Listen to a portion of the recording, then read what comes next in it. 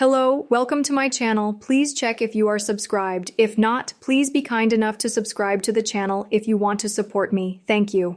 Clare Foster was born on August 31st, 1985. She lived in Southampton, England, with her parents Hilary and Trevor and her younger sister Sarah. Hannah was a hardworking and high-achieving 17-year-old. She was completing her A-levels and preparing to study medicine at university. Her ambition was always to be a doctor, and her teachers described her as a gifted and straight-A student who could have excelled in anything she put her mind to. Happy, smiling, and sociable, Hannah was popular among her peers and had a bright and promising future ahead of her. On Friday, March 14, 2003, Clare made evening plans with her friend Helen to go out for some drinks in Southampton. After they finished their night at a bar called The Hobbit, they left together and were spotted on CCTV just before 11:15 walking down the high street. Clare walked Helen to the bus stop, waited until she got onto the bus, said her goodbyes, and carried on walking. Clare's house was only half a mile away, so she continued on. At around 5 a.m., with Clare still not home, her parents sent her a message. She always let her parents know if she had planned on staying out later than expected or if she was staying at a friend's house, and with nothing to confirm either of these were the case, her parents were deeply concerned.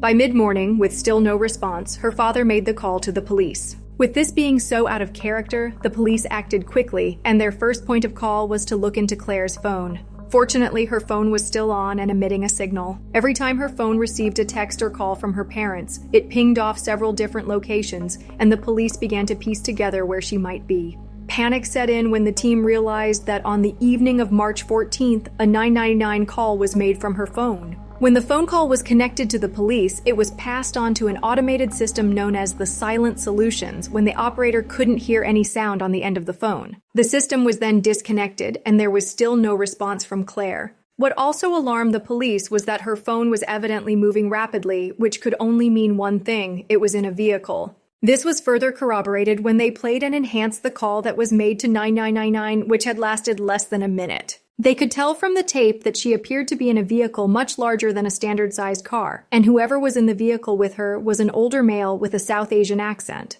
Whoever this man was, he was ordering Clare to keep her head down. It was obvious they were now dealing with an abduction, and every moment was crucial. Signal towers put the phone between Southampton and Portsmouth in the early morning of Saturday, March 15th, but the phone was now stationary and somewhere in Portsmouth.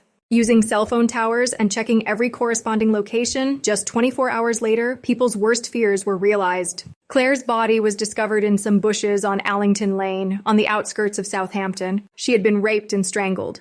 The semen found on her clothes was put into the National DNA database but did not come back as a match with anyone. Following the signal tower pings, only a day after this awful discovery, another finding was made. In a recycling plant in Portsmouth, Clare's bag and phone were retrieved.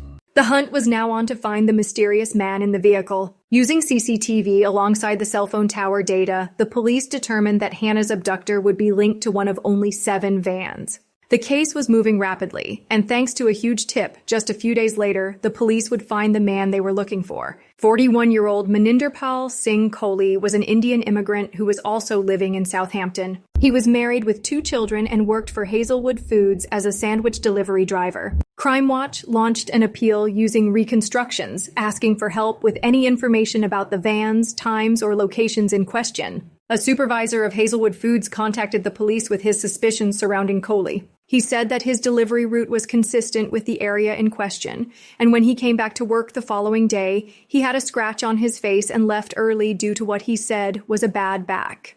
The police wasted no time in following this up, and when they ran his details, they found his name was linked to one of the vans they were looking for on the CCTV footage. Cell phone tower blocks put Clare's phone near the M27 and M275 in Hampshire, and the CCTV footage showed Kohli's van traveling down these stretches of motorway. It also showed him at the recycling center around the same time Clare's phone stopped moving. When they located and seized his van at his place of work and inspected it, they found blood and semen in the back, both of which matched what was found on Clare's clothes.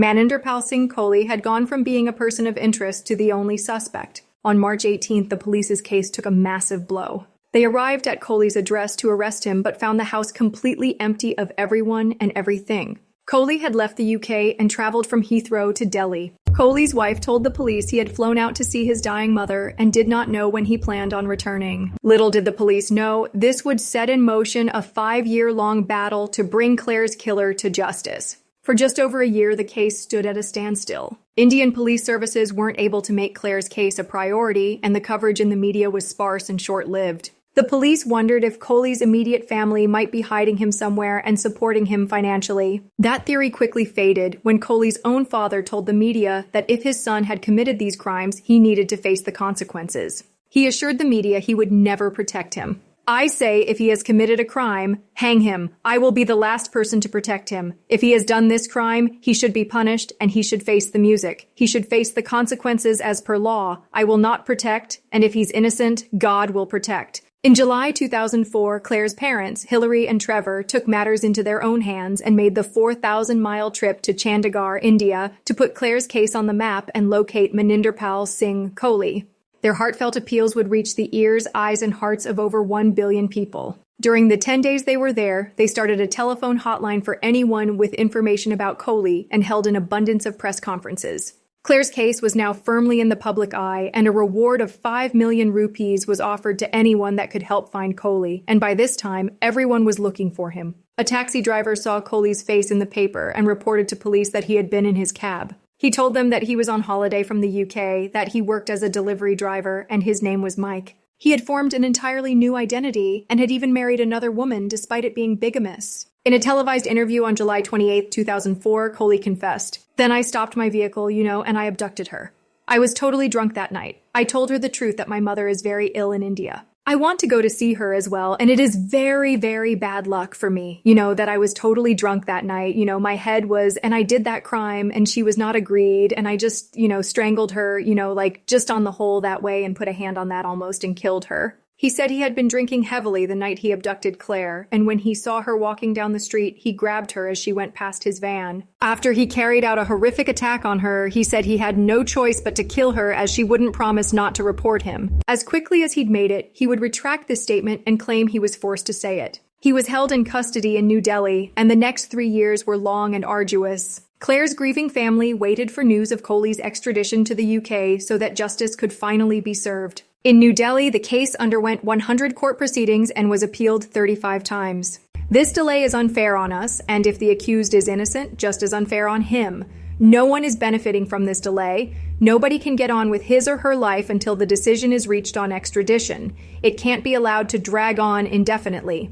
3 years later, in June 2007, the call was finally made to extradite him to the UK, and as soon as Coley touched down at Heathrow Airport on July 28th, he was arrested and charged with kidnap, false imprisonment, rape, murder, and perverting the course of justice. The trial, however, proved to be far from straightforward. In spite of the substantial evidence against him, including his own confession, Coley entered a plea of not guilty, compelling Clare's family to endure the traumatic recollections associated with the case. The proceedings commenced in October 2008 at Winchester Crown Court. Subsequently, he altered his statement, asserting that he had been coerced into raping and murdering Clare by a gang of criminals. These claims of innocence ultimately proved to be in vain, as he was found guilty on all counts. He received a life sentence with a minimum term of 24 years. This may signify the conclusion of a protracted ordeal for the city, although it remains premature to ascertain the full implications. Nonetheless, it offers a measure of closure for the family of British teenager Clare Foster, who was tragically raped and murdered 5 years prior. The Indian taxi driver, Maninderpal Singh Coley, accused of these heinous acts, was sentenced today to 24 years in prison by a UK court 5 years subsequent to the commission of the crime. The 17-year-old victim was subjected to rape and murder following a night out in Southampton in March 2003. It is likely that Coley will be released after serving the prescribed minimum sentence, thereby resuming his life in society. This individual callously deprived Clare of her fundamental human right, the right to love. This sentence affords him the opportunity for a second chance at life, a chance that he denied Clare. Despite Coley's persistent efforts to conceal his crimes, including the creation of a new identity and life in another country, as well as attempts to obstruct justice, the truth ultimately prevailed. The diligent efforts of law enforcement in both the UK and India, coupled with the unwavering determination of the Foster family in their pursuit of justice for Clare, culminated in the delivery of justice. Thank you for watching. Don't forget to subscribe to the channel and activate the bell so you don't miss future episodes. Come back for a new episode. See you soon.